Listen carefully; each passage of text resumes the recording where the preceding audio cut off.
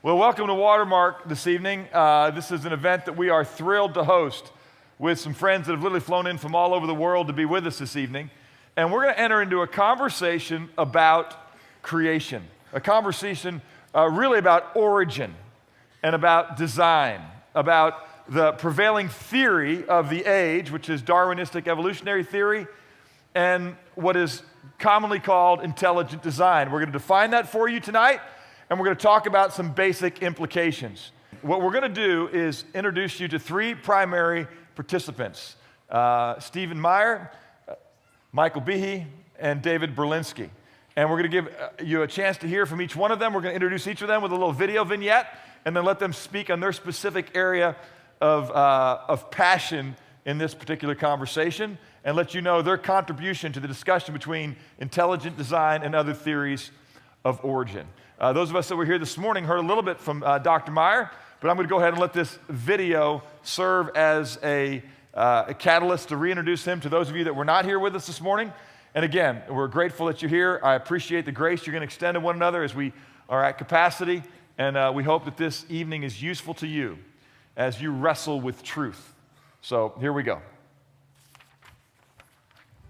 The discovery of the information-bearing properties of DNA and RNA is a fundamental challenge to all materialistic theories of the origin of life. Neo-Darwinism and its associated theories of chemical evolution and the like will not be able to survive the biology of the information age, the biology of the 21st century.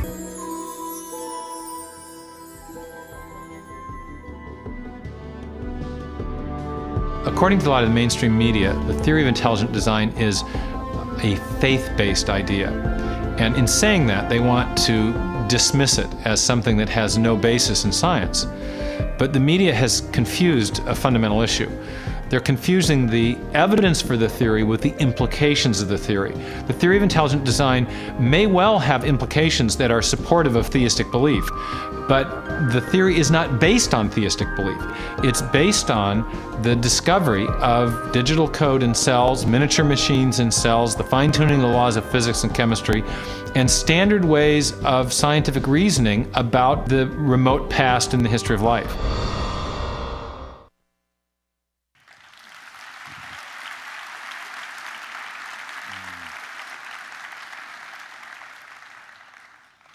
Hi, I'm Steve Meyer, the guy that was just talking. My job tonight to start is just to give a short introduction to the theory of intelligent design. We just, first of all, want to define what it is. And then we'll have two talks, one by Mike Behe, and then I'll be back again to talk about some of the evidence. So we'll have two talks making the case for intelligent design, but first I want to give a little bit of an introduction. 2004, the British atheist philosopher Anthony Flew made worldwide news when he announced that he no longer accepted atheism and had come to embrace the existence of God, and he explained that part of the reason for this was that he had come to accept the evidence for intelligent design, in particular the evidence for intelligent design based on the DNA molecule.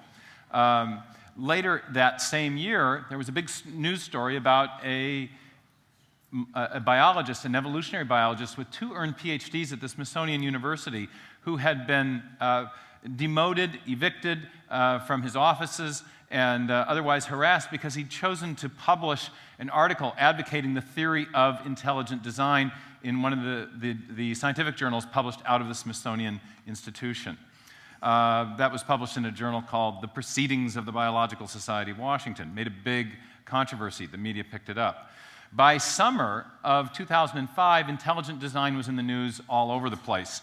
There was a big trial in Dover, Pennsylvania, and most of the mainstream media were in a dither, really, about the theory of intelligent design, about whether or not it should be taught in the public schools, about the evidence for it, and about all the scientists who were speaking out for it and against it. And it was big, big news in 2004, 2005.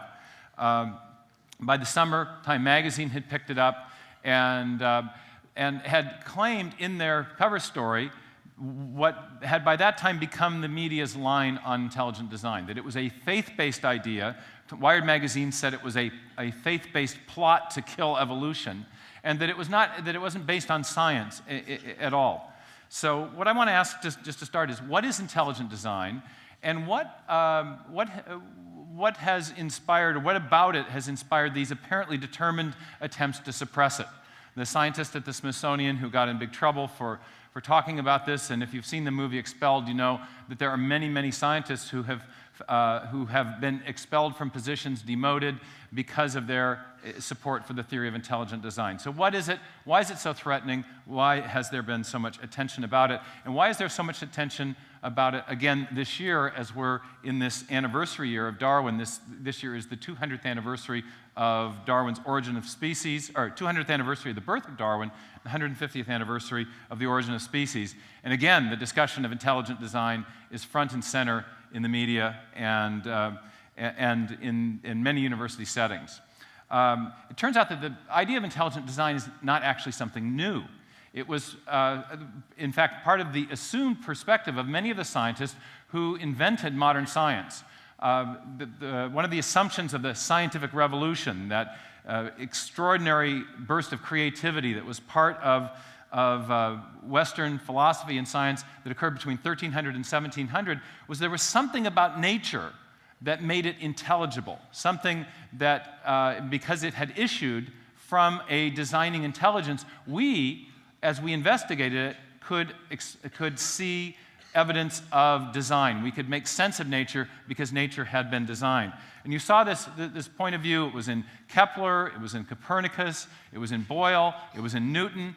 And in Newton, in fact, he developed arguments for design in the optics, his great book on light and the eye, and he also developed them in the Principia, his great book on the theory of gravitation.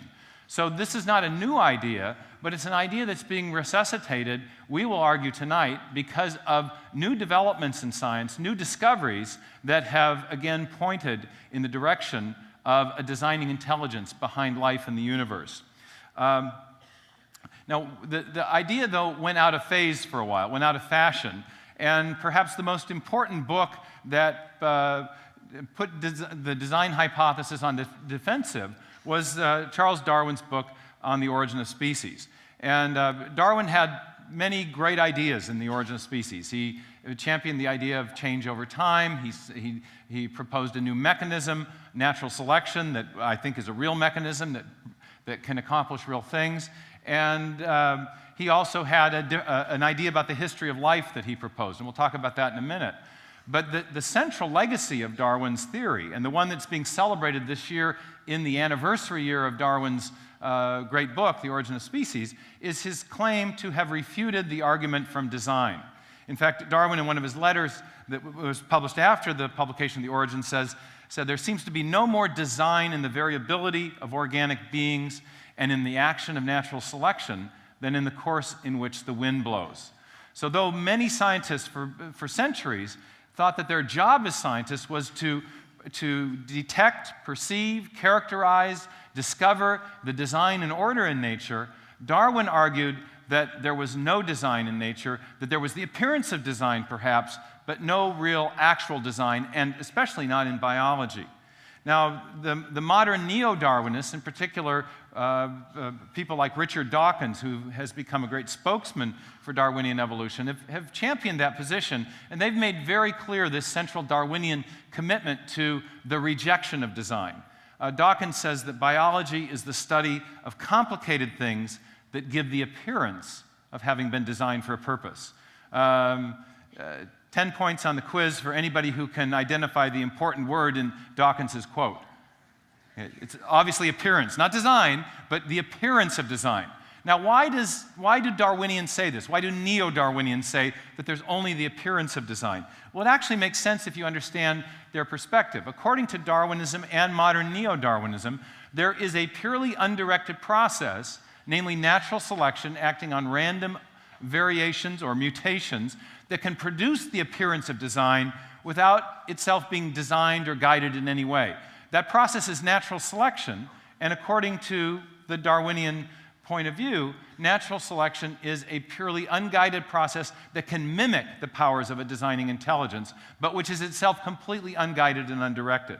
Now, there's an easy way to illustrate this, just almost with any example of Darwinian of evolutionary change in action. But here's one I made up that I used to use with my students. Imagine you're a sheep rancher or herder up in the far north of Scotland, and you've got some sheep, and you would like to breed a woollier breed of sheep. So what do? Well, it's been long known that if you select the woolliest male and the woolliest ewe and only allow those two to breed, then you'll get a slightly woollier group of offspring. And if you, again, in the next generation, choose the woolliest male and the woolliest female, and you repeat that process generation after generation after generation, you can produce a woollier breed of sheep. This is a process that is often called artificial selection. The selection is being done by the intelligent rancher or breeder. What Darwin thought is that he thought, well, that's a real process, and that produces a small amount of change over time. He says, but what if instead of the rancher choosing the sheep that will be allowed to breed, what if there's a series of something like very cold winters, such that only the woolliest males and females survive? And what if that process goes on, a series of very cold winters, environmental change, generation after generation after generation? What will be the outcome? Well, Darwin argued the outcome would be that you get a woollier breed of sheep, just as in the case where you had the intelligent guidance of the rancher guiding the process. So in that case, nature does the selecting. Nature does what only previously the intelligent breeder had done. So that's the Darwinian view, that nature can produce the appearance of design. That organism looks designed because it's so well adapted to its environment, but that appearance of design is illusory. It's an illusion because the undirected action of natural forces is really what's responsible. Now, of course, the question is whether or not, and of course, natural selection is a real process, and it does produce change. But the question is, can it produce every appearance of design? Can it explain every appearance of design? According to Darwinism and neo-Darwinism, it can.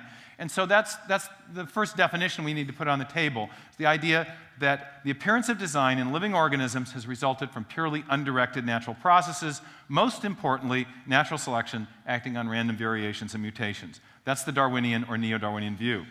Now, the theory of intelligent design challenges this central proposition of Darwinism. It challenges the idea because it says that there are certain key features of living systems, not all things. We don't deny that natural selection is a real force, but there are certain key features of living systems that can be best or better explained by the activity of a designing intelligence, not an undirected process such as natural selection acting on random variation. In other words, living systems look designed because they were designed. Hey, there's a concept. Okay, now let's clarify this a little bit. Part of the confusion in understanding the debate about design and Darwinian evolution comes from the term evolution itself, because evolution can be designed or can be defined in several different ways. The first definition is the idea of change over time. Life, and that's something that you can think of in different ways. If you look in the fossil record, we know that life is different now than it was in the lower strata. That's a form of change over time. We also see small microevolutionary changes in, for example, the finch beaks in the Galapagos finches. If you watch the weather patterns change there, you see small measurable changes in the shape and size of finch beaks. And there are other documented phenomena of that time. That's not what intelligent design is challenging. We're not challenging this first definition of evolution, of change over time. Nor are we necessarily challenging the idea of universal common descent or the idea of common ancestry. One of the things that Darwin put forward was a picture of the history of life that suggested that there were connections between organisms, and that in his view, all organisms were connected on a great tree of life back to a primordial ancestor. Some of us who hold the theory of intelligent design are skeptical of this idea. Others accept it. But the point here is that that's not what intelligent design is about. It's not about challenging universal common descent.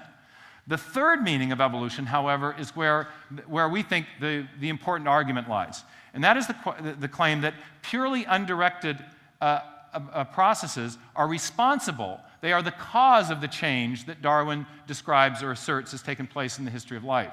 And of course, he said that cause was natural selection acting on random mutations. There are other evolutionary mechanisms that have been proposed, but we want to say that there are certain features of life that can't be accounted for that way, and you can tell as you examine them closely.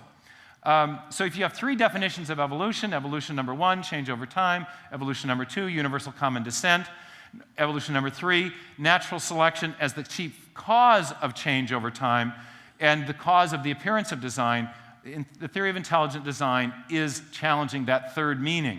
So the real question, the fundamental question that we're addressing is the question of design and the question of whether that design is real or illusory. We want to say that there is design that is real and that you can tell when you examine the evidence.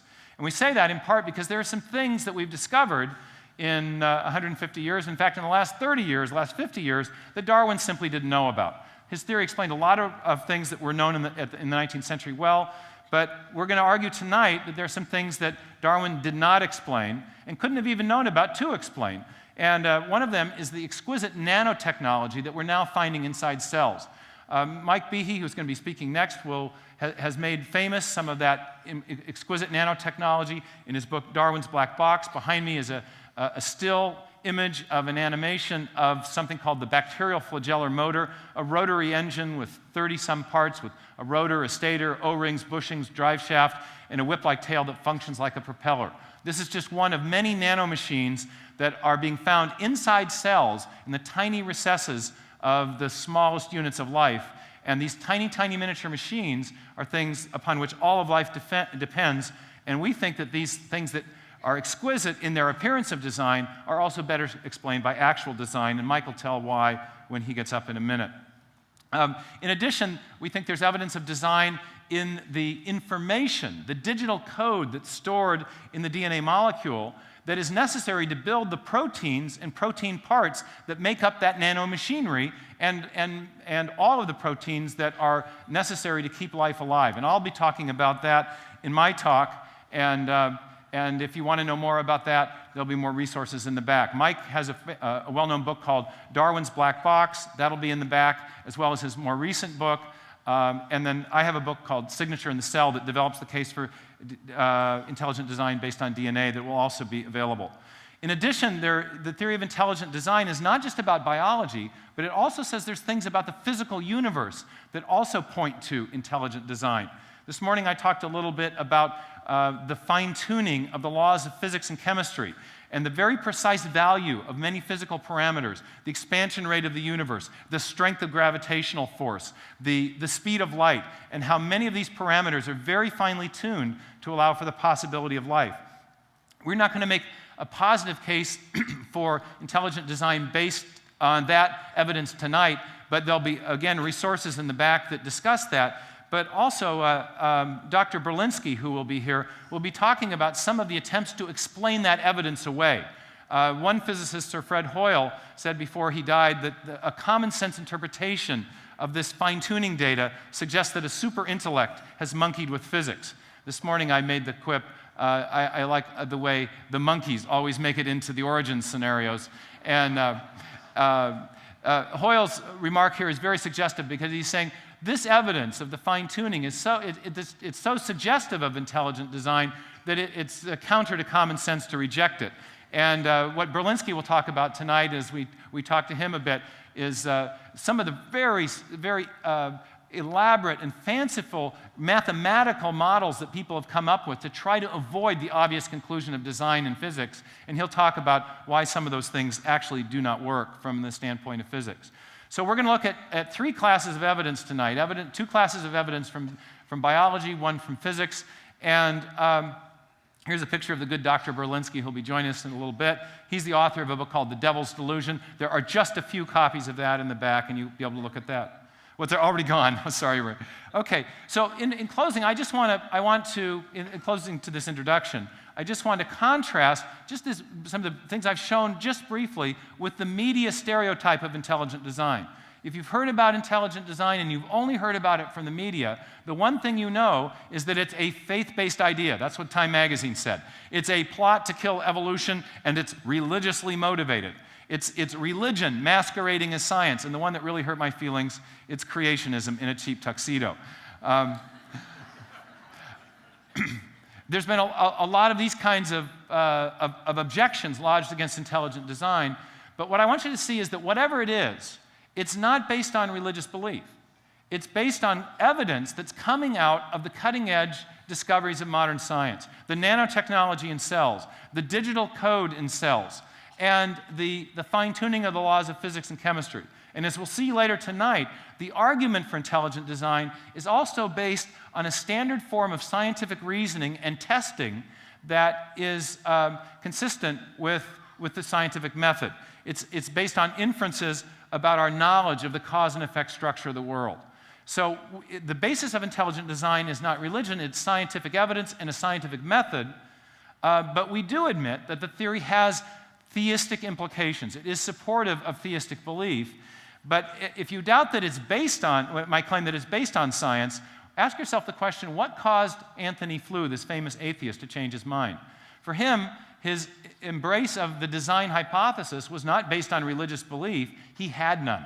He was one of the world's most famous atheists, and he changed his mind, he said, based on the evidence from the miniature world of the cell and the evidence of intelligence and information in DNA. And we'll talk about both those things more tonight. And now I'll hand it over to Mike Behe, who's going to take over the first stage of making the case for intelligent design.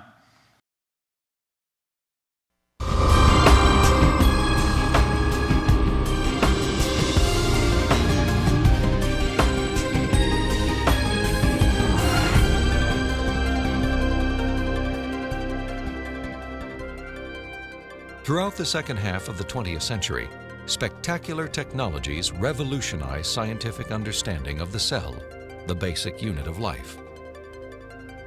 During an interview with biochemist Michael Behe, Strobel learned how this new knowledge has shaken the foundations of Darwin's theory. In the 19th century, when Darwin was alive, scientists thought that the basis of life, the cell, was some simple glob of protoplasm, like a little piece of jello or something that was not hard to explain at all. But with the hard work of science in the 20th century, we've seen that the cell is far from simple. It's got very complicated molecular machines and things that are very resistant to Darwinian explanation. Michael Behe has devoted his career to the study of the design and operation of the cell. He has also written extensively on the biochemical challenge to evolution. Most people have no idea of how small and complex cells are. A typical cell from you or me, called a eukaryotic cell, is probably 1/10 of the size of the head of a pin. And yet, in that single cell, there are about 3 billion units of DNA, making out the chromosomes. And those 3 billion units make the molecular machines of the cell, literally machines that make the cell work. With computer animation, we can enter the cell. Here, the staggering complexity of its molecular machinery is clearly seen. It's like going into an automobile factory. The factory has a large number of machines. The parts have to fit together in very specific ways to do their jobs, and if things go wrong, the cell is in big trouble. And just one cell is enormously complex, but humans, you and I, are made from trillions of cells, and those trillions of cells have to fit together in the right way and do their own job. Darwinism was a lot more plausible when we were thinking about globs of protoplasm than it is when we're thinking about molecular machines.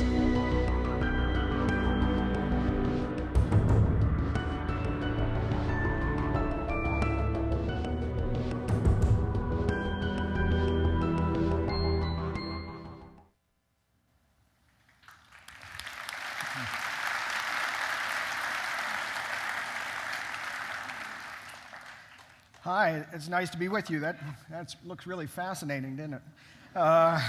Holy moly. Okay, let me get right into it because I want to keep to the schedule, and we've got lots of other folks coming up. So I'm going to talk for about 25 minutes or so on something called answering objections to the argument for intelligent design. And that's on the slide there, if you can see it. Steve talked a little bit about what intelligent design is, but as you may know, not everybody so far has agreed with our argument. And so I'm going to address a couple objections, of the more prominent objections to the idea. But before I start, since intelligent design is such a controversial topic, I want to make clear that in case you were thinking otherwise, I'm not talking officially for my university or for my colleagues. My mother disagrees with me. These are just my ideas here. Okay, so this conversation really got started in earnest 150 years ago when Charles Darwin published his book on the origin of species. And it was really a very good idea and impressed a lot of people at the time and subsequently. And Darwin, like Steve was talking about, said that, well, suppose that an animal were born with a slightly increased coat of fur, and it was a cold winter, then that animal would have a better chance of surviving than others of its species which had shorter fur, or might be more exposed to the elements. And if it survived, and if it produced offspring, then its offspring might inherit the same characteristic. And if the characteristic kept giving an advantage, then over time it would spread throughout the whole population. And it was a very good idea, and it explains many things, and it may explain many things about biology, and continues to do so. But Darwin knew that although his theory could explain some things, there would be things that it'd have trouble with. And in The Origin of Species, he was talking about something called organs of extreme perfection in one section, talking about the eyeball. And at the end of his discussion of those really, really complex organs, he said the following. He wrote, "If it could be demonstrated that any complex organ existed which could not possibly have been formed by numerous, successive, slight modifications, my theory would absolutely break down," adding, "but I can find out no such case." In this passage, Darwin was emphasizing that his theory had to be a gradual one. That is, evolution had to proceed in tiny steps over long periods of time with very incremental improvements.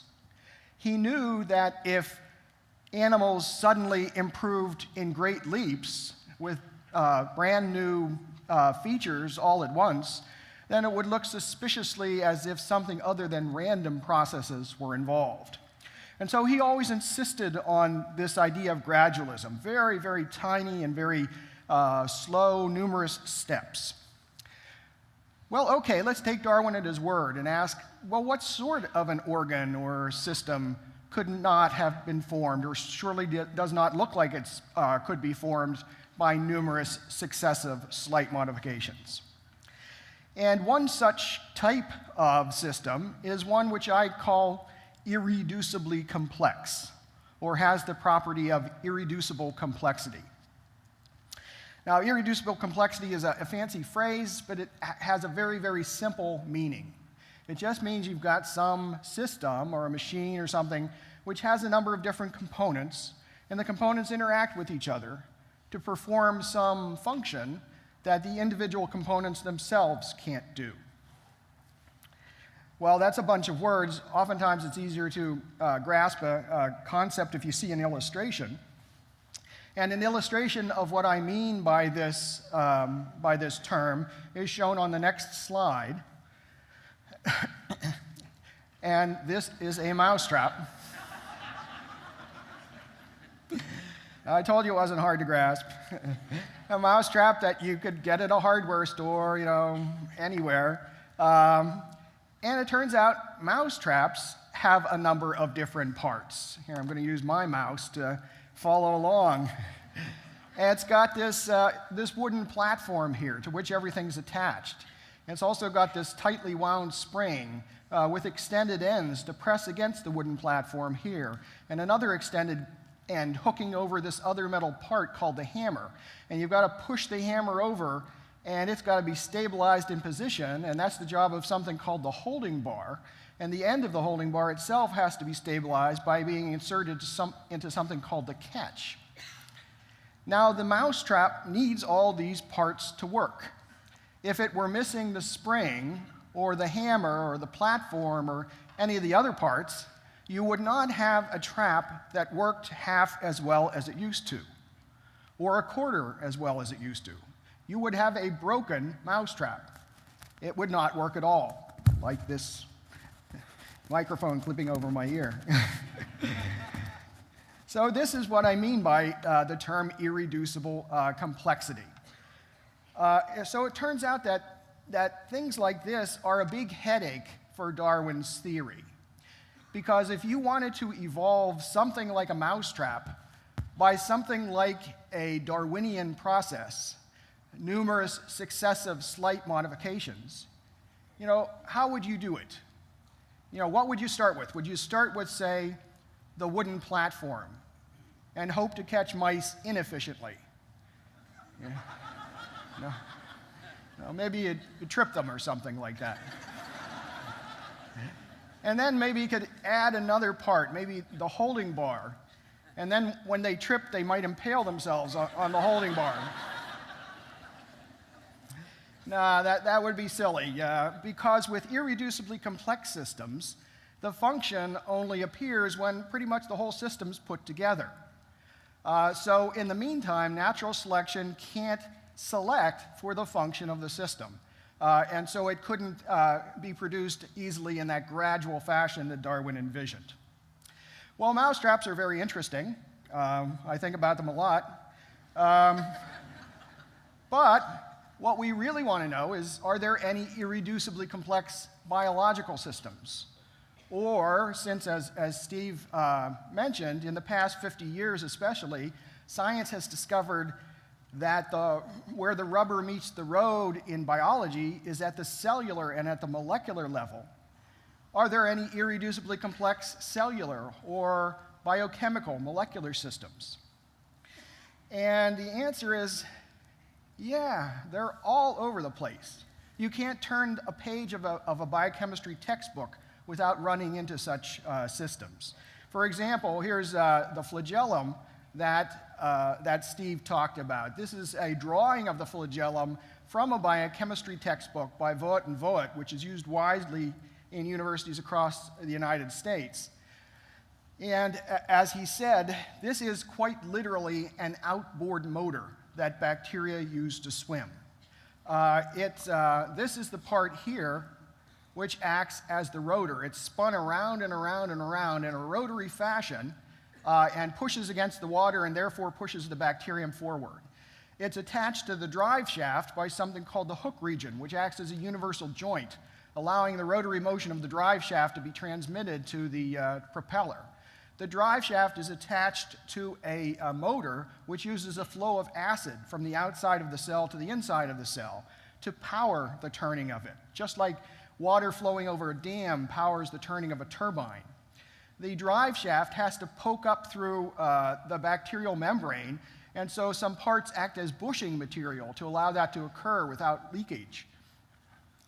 And I know this looks complicated, but let me assure you, this is just a little cartoon view of the bacterial flagellum. This is much more complicated than this illustration appears. For example, just as an example, the parts of the flagellum are not these nice little symmetrical geometric lozenge shapes and discs and so on.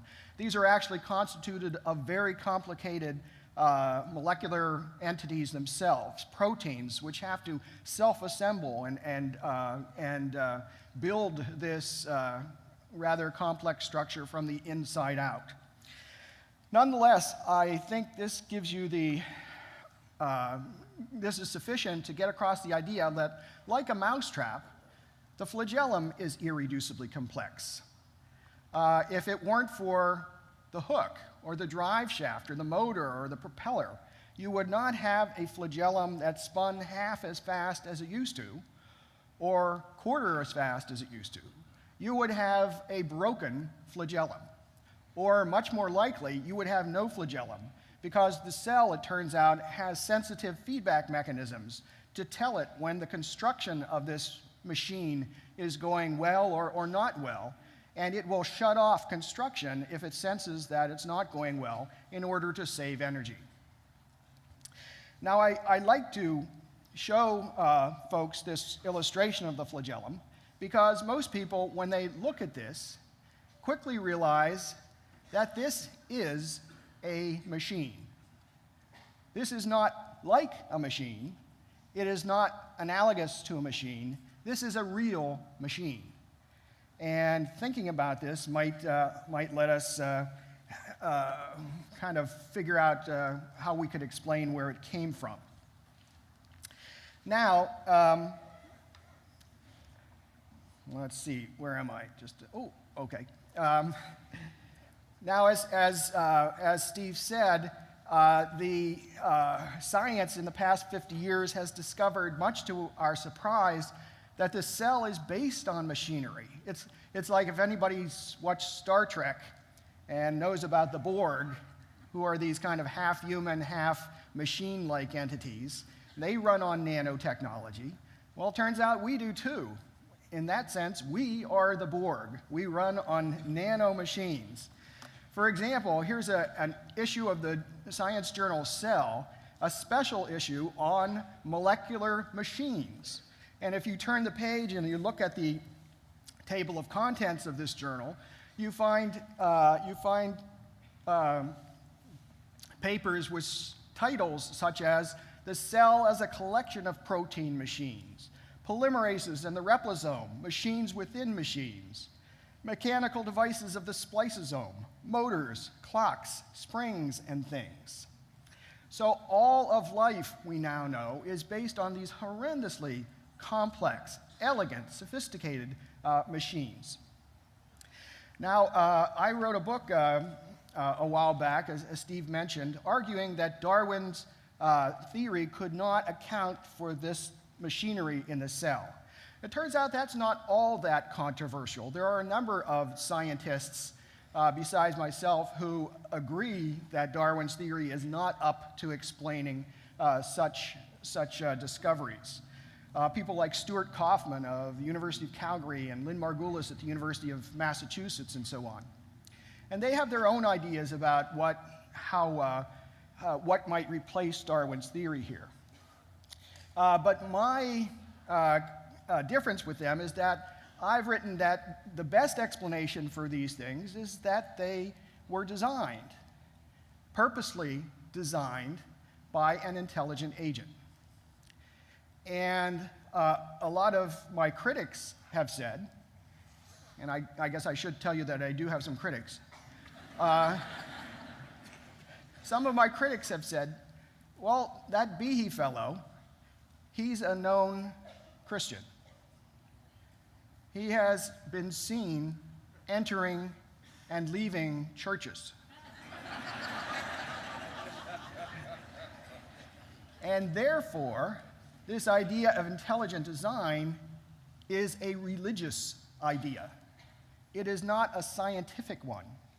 And then I'm letting my religious convictions interfere with my scientific work. Well, I appreciate their concern, but I disagree with them. I think the conclusion of intelligent design is completely empirical.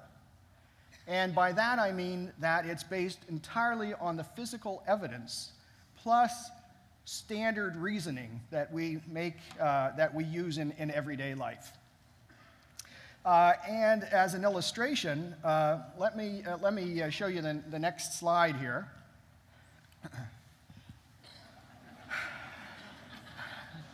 This is a Far Side cartoon, if you guys know about it. And here we've got a troop of jungle explorers here, and the lead explorer has been strung up and skewered. And this fellow here turns to this guy here and says, That's why I never walk in front. Words to live by, let me assure you. Now, everybody here looks at this cartoon, and you immediately realize that this was designed. This was not an accident. His death was intended. Now, how do you know that? Is it a religious conclusion?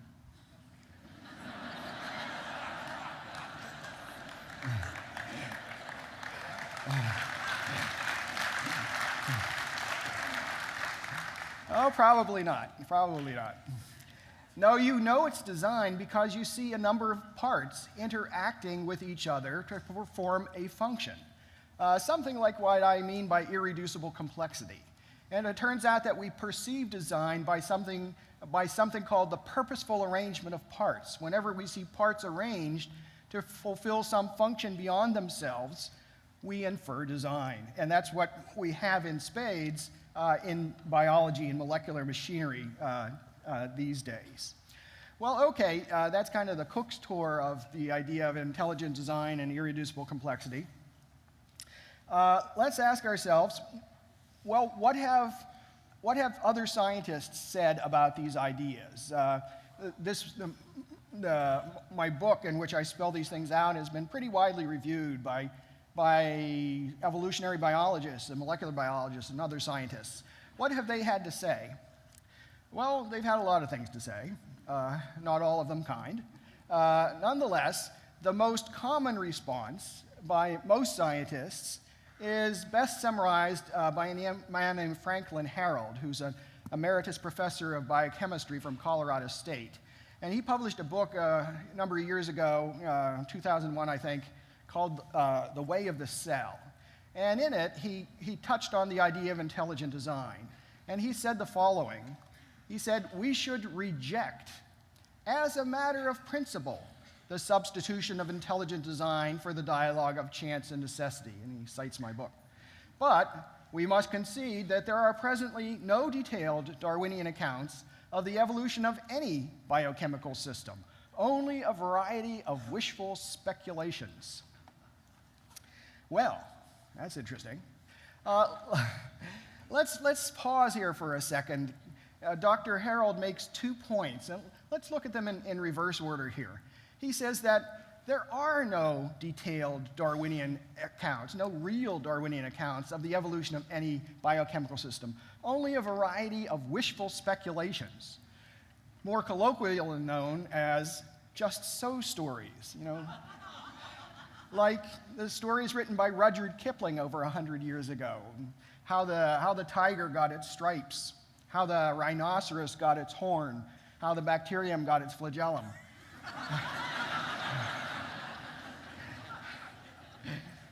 Well, it's funny, but if you think about it a little longer, it's really astounding that a theory that has the respect of the majority of the scientific community has been so utterly fruitless in explaining the basis of life, and it makes you think that some other theory might be called for. Okay, the second point that Franklin Harold makes is that he says we should reject, as a matter of principle, intelligent design. What principle? What principle is that? If you look at something like the flagellum, that drawing of the flagellum I had up, intelligent design is not something that's hard to see. It pops into your mind right away, but apparently we are forbidden from entertaining the idea of design based on some particular principle. What is it? Well, it turns out he doesn't say. He just writes those lines that I showed you, and then he goes on to other topics in his book. Nonetheless, I think I have a good idea of what he intended by that, and it's shown here on the next slide. If we could have that up for the entrance here.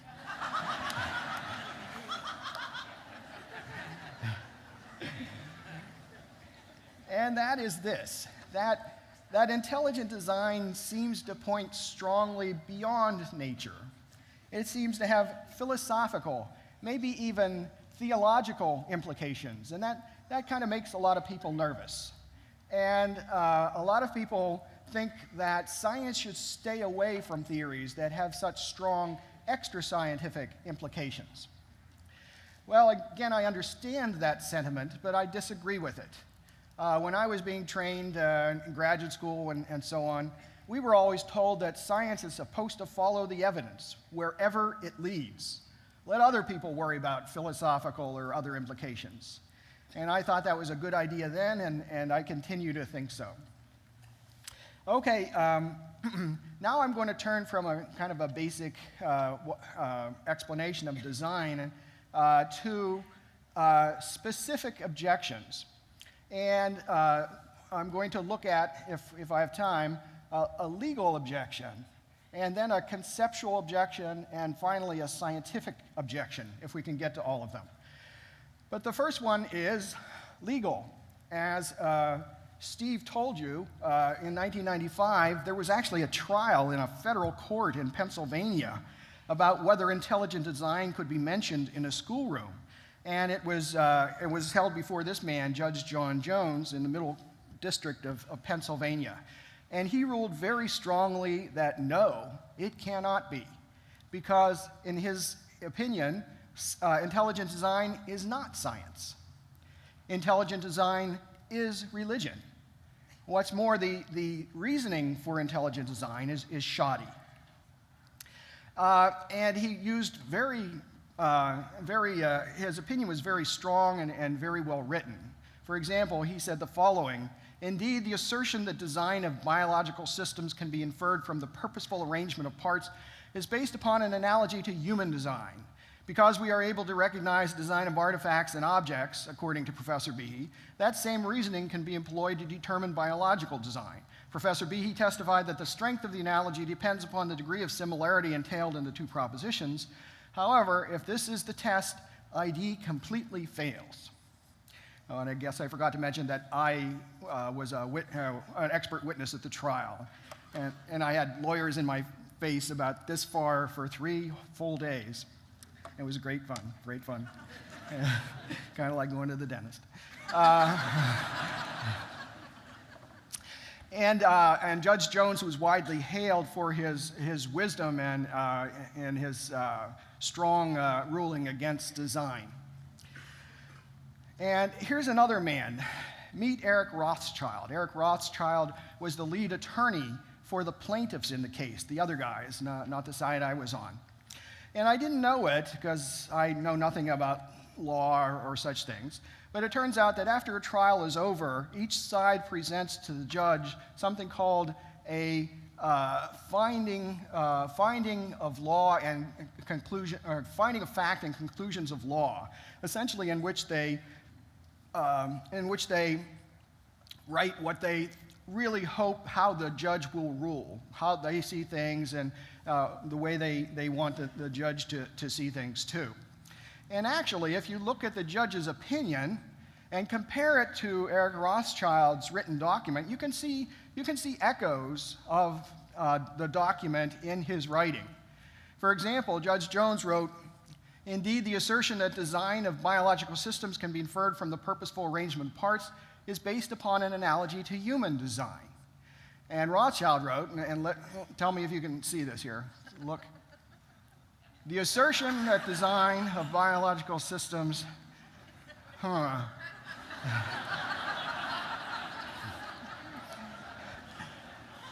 But this wise judge knew that he should put an indeed right here, and that clearly this preposition should be upon and not on." And he continued, but Judge Jones realized that according to Professor Behe, he should go first in the sentence over here, and because should go after that. And here, Judge Jones knew that this should not be a separate paragraph.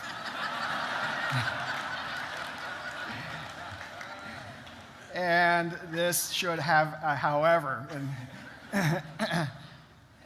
Whenever he was writing about expert testimony, not only about me, but about the guys on the other side, the biologists on the other side, and philosophers, academic philosophers, whenever he was talking about expert testimony, he just copied essentially what he was given. When he talked about the school board and what the newspapers wrote, he used his own language then. With the expert testimony, it was cut and paste. So the point is this, that judges can't rule on the validity of intelligent design. They're certainly welcome to rule on the legality of it, but whether one explanation for the bacterial flagellum is better than another is not in the judicial province. Judge Jones, even though he had to sit through the trial, his background did not prepare him for this. He has a law background, a political background. His previous claim to fame was a stint as the director of the Pennsylvania Liquor Control Board. So the point is that you cannot surrender your judgment on these issues to somebody else, even if it's somebody as well regarded as a federal district court judge. Okay, so that was the legal argument. How much time do I have? Ray, another 10 minutes? We'll stop you. Keep going. Okay. This is the conceptual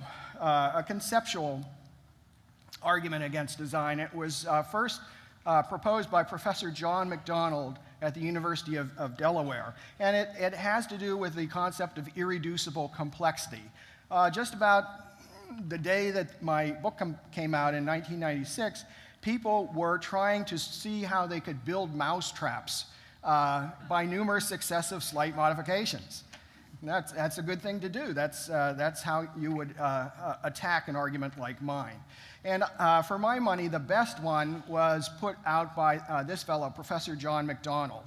And he wrote on his website, which is shown up there, he showed this trap, and he said, well, this Behe guy, he said, this is irreducibly complex. It has all these 5 parts. You take one away, it won't work.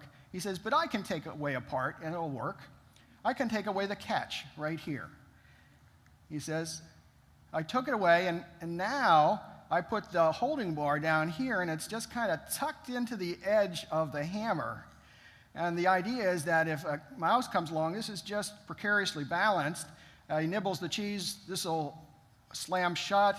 If the mouse is unfortunate, maybe his tail will be hanging over here. This will catch the tail. He'll have to drag the trap around behind him.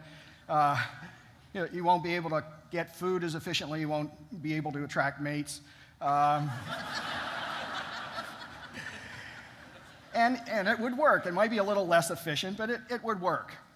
But he continued, not only that, I can take away another part, he said.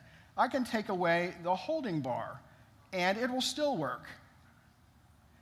He says, look, I took away the holding bar, and now the hammer is shaped so that it's just touching the edge here, and the tension is pushing it down. Again, the idea is the mouse comes along, nibbles here, this goes over the edge, this snaps down and catches a paw or a tail, and the mouse is in trouble. But he said, I can build a trap with 2 parts. I can take away the hammer.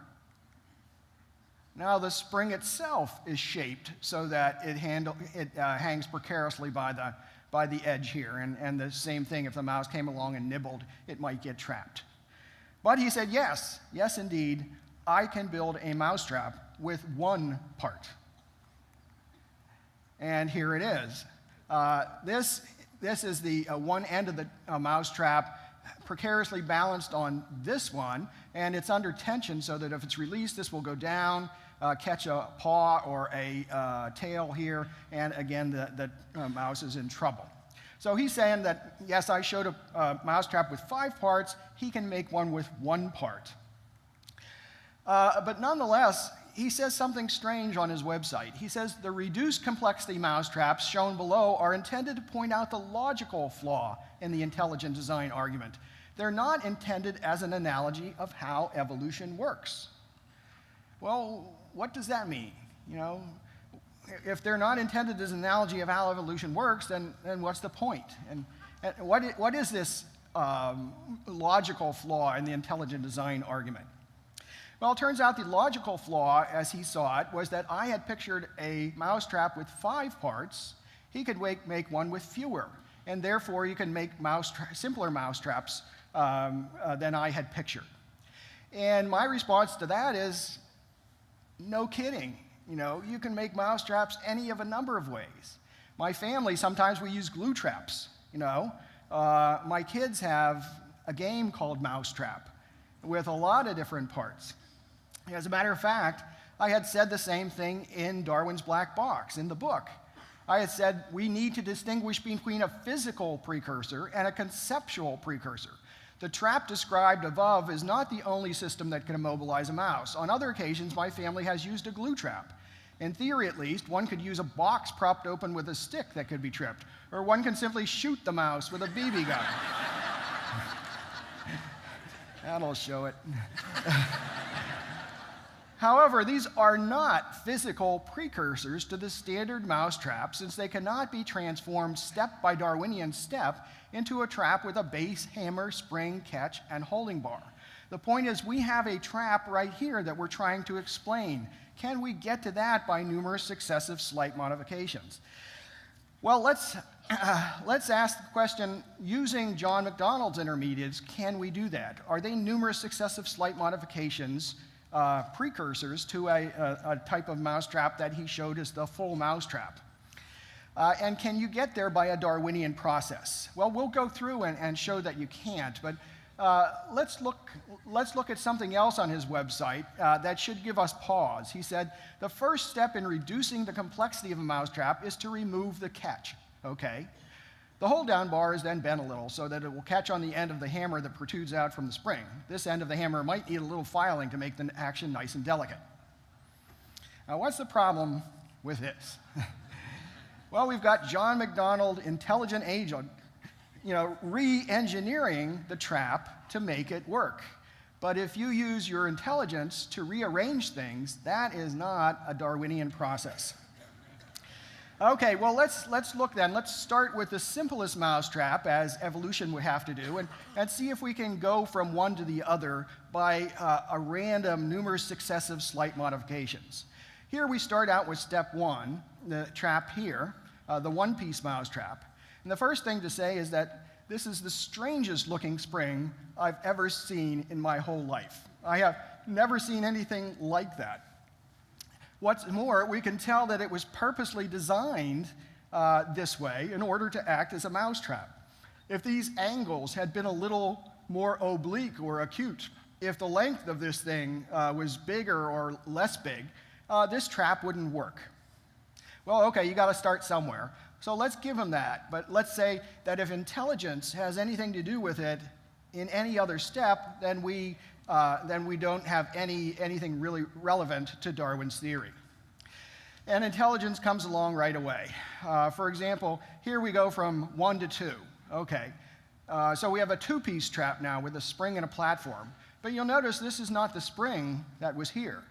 Okay, this particular arm of it has been bent by 90 degrees, and this part shortened by a considerable length. This arm here has been bent by 180 degrees and shortened considerably. So not only do we have an extra part, but we have had to re-engineer a second part. So this is just a little cartoon to show that we can't go directly from here to here. We have to have somebody engineering things in order to get to the final configuration. But we have to ask ourselves, wait a second, the spring here was in tension on itself. Why doesn't the spring here kind of spring and relax? What's keeping it under tension?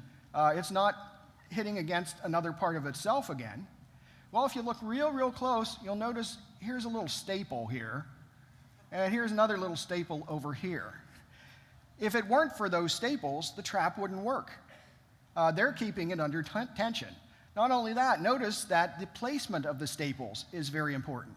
If this staple was over here, that one over here, it wouldn't work. So we have not gone from a 1-piece to a 2-piece mousetrap. We've gone from a 1-piece to a 4-piece mousetrap, which has been re-engineered in the process. So where did those staples come from?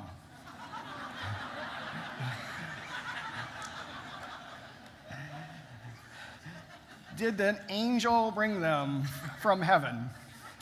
Well, no. Darwinism cannot invoke angels bringing staples for mousetraps because the angels are on our side.